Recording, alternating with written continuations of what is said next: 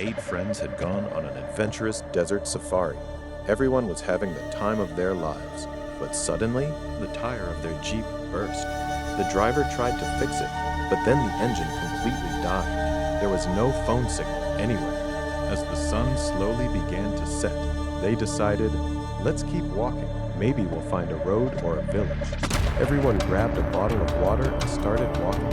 About an hour later, every bottle was empty. Their breathing became heavier with every step. Then, they noticed enormous footprints in the sand. Alex frowned and said, "These definitely don't look human." The group ignored them and kept moving, but only a few seconds later, the entire desert began to shake. A gigantic creature, nearly 10 feet tall, burst out of the sand. Its body looked as if it were made entirely of living sand. Its glowing red eyes stared directly at them. Its mouth was filled with razor-sharp teeth. The monster let out a horrifying scream and charged straight toward the group. In a split second, it grabbed David, hurled him high into the air, and snapped his neck. Everyone screamed in terror and ran in different directions. The creature disappeared beneath the sand, then burst out again wherever someone tried to escape. Moments later, it caught Robert. One brutal strike, and he was gone. Now only 6 friends remained. They quickly realized the creature could sense movement through the sand beneath its body. Alex shouted, "Run toward the rocky area."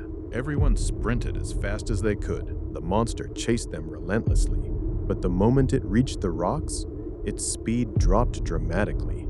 Now they understood. The creature could move incredibly fast only through loose sand. Just then, Naya slipped and fell back onto the sand.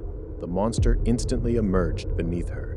Her terrified scream echoed across the endless desert, and within seconds, she was dead. Now only 5 survivors remained. They hid behind massive rocks as darkness covered the desert. Then Alex suddenly remembered. There was an emergency fuel can inside the Jeep.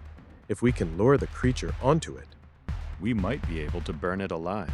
It was an incredibly dangerous plan, but they had no other choice. Alex and Matthew quietly sneaked back to the abandoned Jeep.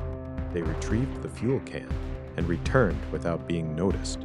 Together, they built a trap. They poured the fuel across a wide patch of sand.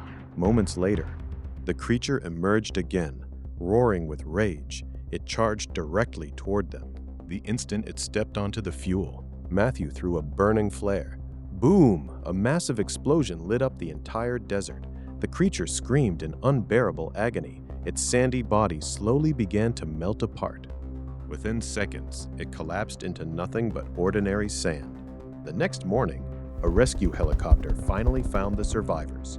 Only 5 of the original 8 friends had made it out alive. But when the rescue team searched the area, the creature had completely vanished.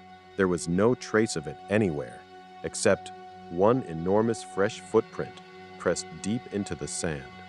As if that monster was never the only one living beneath the desert. Ending: if you ever find yourself alone in a silent desert, and you notice footprints far too large to belong to any human, don't stop to investigate, because something beneath the sand may already be waiting for you. Nuke.